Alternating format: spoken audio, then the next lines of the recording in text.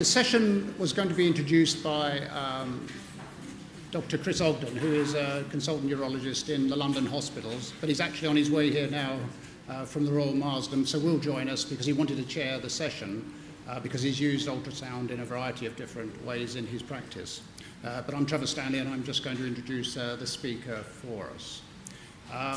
So this is quite a unique introduction to the National Health Service, this product. And the gentleman I'm going to introduce, Dr. Harold Jacob, who has been sort of working with this product for many years, is a consultant in internal medicine and gastroenterology in both the US and in Israel. So we're very fortunate that he's going to take us through the studies that have gone on this product and the most recent randomized controlled trial. Thank you very much, Dr. Thank you very much. Good afternoon. It's a pleasure to be here today and to speak to you about a new paradigm for managing catheter-associated or acquired urinary tract infection. As you know, first of all, some disclosures. I'm a physician, gastroenterologist, and I've worked within the framework of this company for many years in different capacities. Presently, I'm part of the medical staff of it. So I will disclose that. As you've probably heard today a number of times, urinary tract infections account for at least 40% of nosocomial infections. It's a real major healthcare problem. And as soon as you get a catheter put in every day, you have a 5% chance of reaching that 10 to the 5th colony-forming units. So as time goes on, everybody eventually will be at least infected to that level, whether or not they have clinical infection. And at the root of this problem is biofilm. That is the very difficult problem that has to be overcome if we are going to make a dent in this problem. Biofilms occur very quickly once you put a catheter in someone. Within hours, bacteria will adhere to the surface of a catheter. We're talking about urinary catheters today. You could see some of them. Oh, wow. This also moves the slide. Okay, so I can use this. I don't even need this. Now I can move. So as you see, biofilm is within the catheter, and once you have biofilm, which begins within hours of putting a catheter in, the bacteria begin to adhere to the surface of the catheter. Within a few days, they have a very mature biofilm, and antibiotics are not effective biofilm. And that is how that's how antibiotic resistance begins. The biofilm filters out antibiotics and just lets a little bit in to the bacteria deeper in the biofilm, not enough to kill them, but enough to allow them to become resistant. There's a tremendous economic impact, as you know. There are about 100 million urethral catheters put in the world today, about 25% in the US. They increase hospital costs. If you have a regular infection, it's about $675 increased cost to the healthcare system in the US. If you get septic, you get infected, you need more intensive treatment, you have hospitalization, can go up to about $2,800. And this data has been reported from multiple countries. Germany reports about 155 million euro cost to their healthcare system because of catheter-acquired urinary tract infections. And in the UK, there are about 200,000 of these infections, at least in 213, that was the number that we had. And it can, in some estimates, increase cost per patient to about 4,600 pounds. So, in the 1990s, scientists began to try and attack this problem, and very prominent scientists like Professor Pitt in Utah and others actually applied ultrasound to biofilms when they gave antibiotics.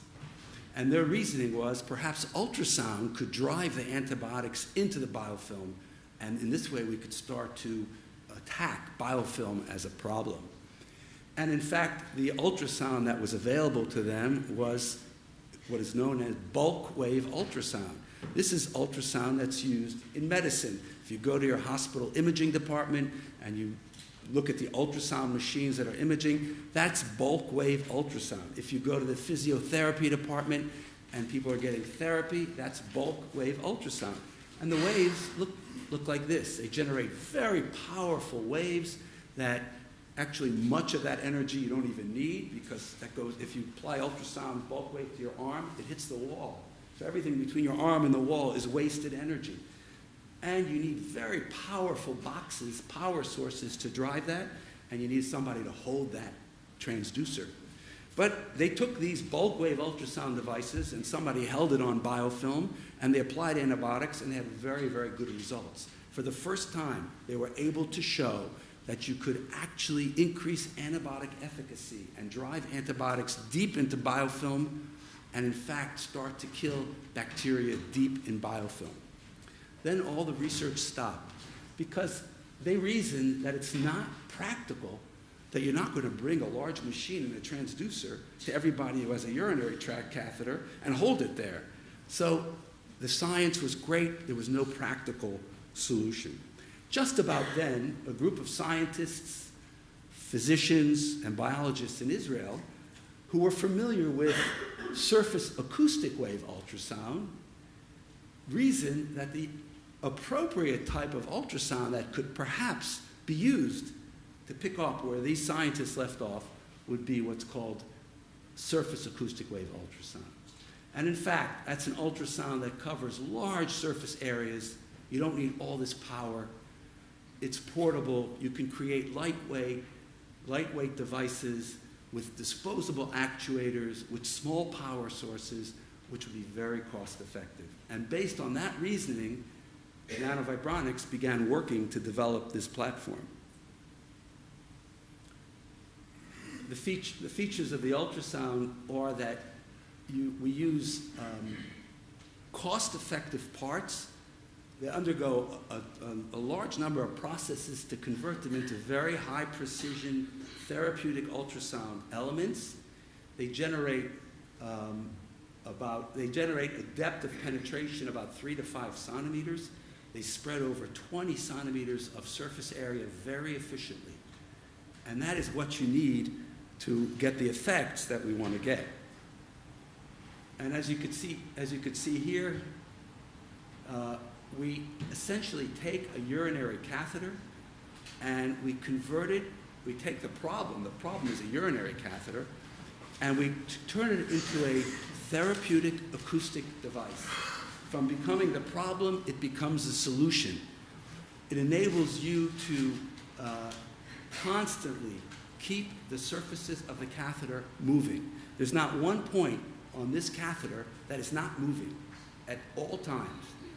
And any bacteria that would like to adhere to the surface of this catheter anywhere will find it to be a non-friendly environment. And here's a pressure amplitude distribution on a urinary catheter. You can measure that. Here's our actuator. And when you activate that, you actually can measure this along the catheter. Everywhere you can actually have pressures. Here is the balloon, which is filled with fluid, and the pressures are higher in this balloon, and our engineers take advantage of that, turn that into a resonator as well, which helps us have efficient ultrasound distribution based on the structure of the catheter itself. Bacteria will find very difficult to adhere to the surfaces, very difficult to communicate with each other, very difficult to form an efficient disease-causing biofilm. So, our goal is to prevent catheter-acquired urinary tract infection through biofilm prevention.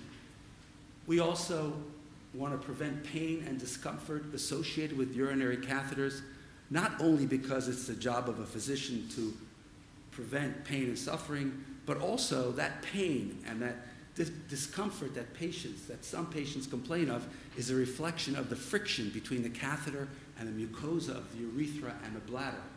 And that actually causes damage to the urethra and the bladder, and that's where the immune system has to work. The immune system does its business on the mucosa, and if you cause ulceration and you degrade the mucosa, the body has a much harder time fighting infection. So we like to think that we can keep the urethra and the bladder in a much healthier state. I'll show you some data on that. We want to prevent clogging of indwelling catheters when possible, and we want to increase antibiotic efficacy and decrease this drive of resistance that's going on that is creating a situation where we are simply running out of antibiotics.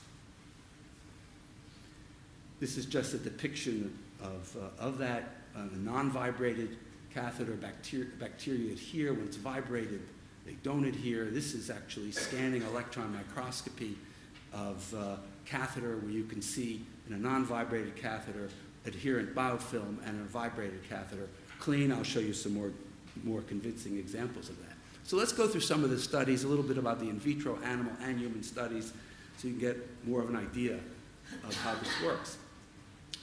This is a study from Professor Ehud Banin, who is the leading biofilm expert in Israel. And this is a technique called red, green, live, dead fluorescent staining. Very simple. Live cells under fluorescent staining give off green, dead cells give off a red color. So Professor Banin goes to a hospital and gets pathogenic Pseudomonas that he would like to culture, not what's called a laboratory pet, and he grows biofilm of Pseudomonas. When you give gentamicin here, the GM, as I told you, you succeed in killing the surface of this biofilm a little bit. But look, in the middle of the biofilm, these bacteria are alive and well. They are resistant to antibiotics. That's the problem. A little bit of antibiotic will get into it, just enough to make them sense it and become resistant. Okay? If you give surface acoustic wave therapy to this, you don't really do anything as you would expect. Nothing's going to happen in an in vitro environment. But if you give gentamicin and surface acoustic wave energy to this, what happens? Essentially, all the cells die. And that's the increased efficacy of ultrasound. That's what the scientists showed in the 1990s, but stopped because they didn't have an effective way to do that. We think we have an effective way to do that. And this was done with Pseudomonas, E. coli, and Staph epidermidis, all showing a 90% increase in efficacy of antibiotics when you give antibiotics in the face of surface acoustic wave ultrasound. We did an animal study, probably one of the most difficult animal models, which is a rabbit model. And many companies and groups have tried to produce positive data in this model. I don't think that anybody has ever succeeded. Rabbits are very challenging. They contaminate their catheters immediately, and the urine counts, the CFUs, the colony-forming units, go up to 10 to the 5th very quickly. We undertook this study with Harlan Laboratories, which is a GLP-like laboratory in Rehovot in Israel, and there's tremendous ethics demands that rabbits have to be put in special suits. They have to be able to feel totally normal. They have to have their feet on the ground. They have to be really, we did all that was demanded of us, and we did this study. At the end of the study, we had 5 active rabbits and 7 controls to analyze. And I'm going to summarize this briefly for you. The 5 rabbits in the active group that received a catheter and UroShield were able to keep their catheters clean for 5 days. That's unparalleled. That's less than 10 to the 5 colony-forming units. The controls within 2 days had 10 to the 5. Number 1, we took the catheters out and we did scanning EM as per the protocol, and these catheters are relatively clean, pretty clean. This is a little bit of biofilm, but this is the active group. In the control group, they're thick, layered on biofilm. Very dramatic difference. But equally as important, when we sent the histology to the GLP blinded pathologist who actually read in the United States, he was able to show statistically significant, and by the way, everything I've shown you is statistically significant, including this, that in the control, you have significant inflammation and breakdown of the mucosa, almost ulceration here. But in the active rabbit, you have markedly improved mucosa, no significant inflammation with the catheter, no ulceration, and it is statistically significant. That's what we're talking about when we talk about preserving the mucosa, which is part of this battle. Because biofilm does not only form on the catheter, it forms on the surfaces of the tissues also. And you have to be able to treat that. This is another study done by Professor Johnny Loiky at Columbia University, where he showed that our surface acoustic wave technology platform actually enhances killing of neutrophils the ability of neutrophils to kill bacteria. He built gels with different thicknesses and densities simulating tissue, and when you apply surface acoustic wave technology, there is much, much more efficient neutrophil killing of bacteria. And we think that's playing a role too. All these have been published in major journals and presented at major meetings. So let's go to the human experience that we have thus far. The first trial that was ever done, first in humans, was in Heidelberg by Professor Ingenker. He's a urological and oncological surgeon.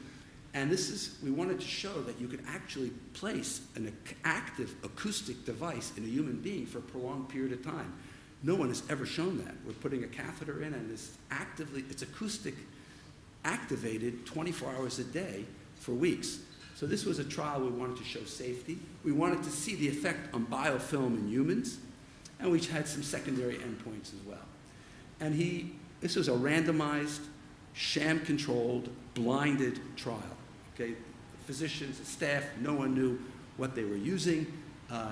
Either there was a uroshield that was activated or non-activated, and the patients underwent surgery for various cancers: prostate, kidney, ureter, bladder. The catheters were in the patients for an average of about 9 days, a range of 5 to 13. First of all, there are no negative side effects. It was totally safe. That's number one. Number two, after the catheters were taken out, they were sent to the Hebrew University School of Agricultural Laboratory for scanning electron microscopy, and in a blinded fashion, they were scanned for biofilm. There was 0 biofilm in the active group, no biofilms. There were 7 biofilms in the control, thick biofilms. So this was our first evidence that we were in the right direction. What was also interesting was that the staff told us that half the patients, they don't know which, are not asking for medications for bladder spasm and discomfort. So when we opened the code, we should check that, because we had all the data, and in fact, those were the active patients. So we also saw for the first time that there was a difference in the experience of the patient and the catheter. Again, going back to less friction, we think healthier mucosa. And this is the same study I just talked about. When we got back, we did actually a 10-patient non-controlled study just to see. We took 10 patients who came to the emergency room, and 24 hours later, who got a urinary catheter for new onset of urinary obstruction, and 24 hours later, we offered them a uroshield, and the group that took the uroshield, it was not randomized, it was just a group that got a group of patients. All of their symptoms of the catheter improved, and their well-being improved. This is just a pilot study we did just to see if it was actually something was true or not. And then the Department of Urology at Shari Tzedek, Professor Schenfeld, actually did an open-labeled comparative randomized study of 40 patients and showed that there was an improvement of pain, discomfort, and spasm of about a 30% improvement in favor of uroshield. So we think this effect is real and it's important. Then Professor Peter Tenke in Budapest, he wanted to do a study, and essentially what we did was he took uroshield, we put it in a box, and we sent it to him. He then put them on patients who were getting new catheters, and the catheters are expected to be in place for up to 2 months, 8 weeks. This was a randomized trial. It was not blinded. It was controlled and randomized. It was not sham controlled. But what was interesting was that at the end of the study period, we had 14 patients who had gotten active uroshield for 8 weeks.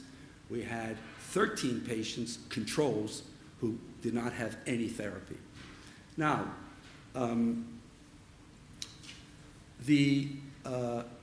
there were no symptomatic infections. However, there were 31% of the actively treated group did get to 10 to the 5th bacteria, did reach that threshold.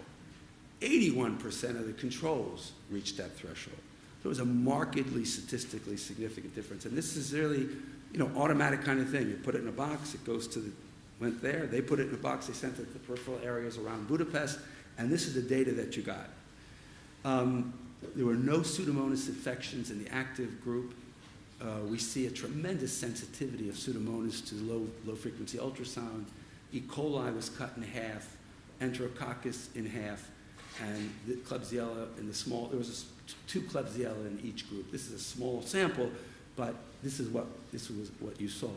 He also tested the whole idea of pain and discomfort using a visual scale.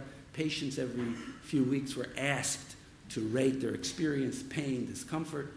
If he took both groups in totality, in other words, the active versus the control group, there was improvement in favor of UroShield, but it was maybe borderline statistically significant if he took the patients who are complaining of catheter discomfort in both the active and both the control. And then he compared them. There was a statistically significant difference. Those that were complaining and got an active catheter continued to improve with less pain, less discomfort, less spasm throughout the entire trial, and those that had discomfort in the control group continued to have discomfort, and the differences widened with time. So again, we're seeing these patterns over and over again, much of the time in a statistically significant way in these samples that we've done. He also sent all the catheters to his laboratory for electron microscopy, and there was 1 biofilm in the active group. There were 9 thick biofilms in the control, highly statistically significant. That's the second time it's been shown independently by separate trials in humans, also shown in vitro, also shown in animals. So it looks like it's a very durable effect. And finally, I can give you the interim data of the last trial, which is the data is still being collected. Hopefully in a few months it'll be out. But these are 51 patients who have chronic catheters in 5 different adult homes in the United States. And these patients were eligible to be enrolled in this trial if they had a clinical infection within 30 days before enrollment. So patients had a clinical infection. The physician caring for that patient in the facility had to treat that patient with antibiotics. It had to be severe enough. And then they could be entered into the trial. The way the trial worked was, right at entry, they exchanged catheters. New catheters were put into patients and controls. It's a double-blind, randomized, sham-controlled trial. Doctors, staff have no idea if it's active or not. And the active UroShield or the sham is put on for 30 days. Okay, now we usually treat continuously, but this was a 30-day trial and it was a 90-day follow-up. So we got to see what happens after treatment for another 2 months. In the control group, at 90 days, 52% of the subjects had, not 10 to the 5th, had symptomatic. The endpoint is symptomatic urinary tract infection requiring treatment by a physician. At 90 days, 52%. And at 90 days, 1 patient thus far in the active UroShield group. This is interim data, still data to come in, but hopefully if something like this holds up, this would be very, very nice. The initial bacterial count was greater than 100,000 CFUs in everybody who were going into the trial. When you started that trial, they all had over 100,000, whether they were actually symptomatic because they had been treated within the last 30, asymptomatic because they had been treated within the last 30 days. The bacterial counts at 30 days were unchanged in the control group, as you would expect. In the UroShield active group, they came down to 10,000 in 15 of these patients and 1,000 in 10 of these patients, which is very nice. Here you could see the sham and the UroShield, and this is the subjects, total subjects enrolled, and this is the active symptomatic urinary tract, 52 to 4%. Here's the bacterial counts again at 30 days. And what was really amazing in this study, and we continue to learn about the positive effects of this. It's a new world for us also, even though we live it. And that is that even at 60 and 90 days, the counts remained low, relatively low. They didn't get up to 100,000. And that's after 30 days of treatment, and then the treatment stopped. We usually recommend continuous onboard therapy. So all this is unfolding, but again, I think a very nice result, keeping in line with all the in vitro, animal, other human studies. This may be a very, very compelling weapon in the fight against catheter-acquired urinary tract infection, antibiotic resistance, biofilm. And yes, like any army, you need Air Force, Navy, intelligence. But we think this is going to have a very important role in this problem. Thank you.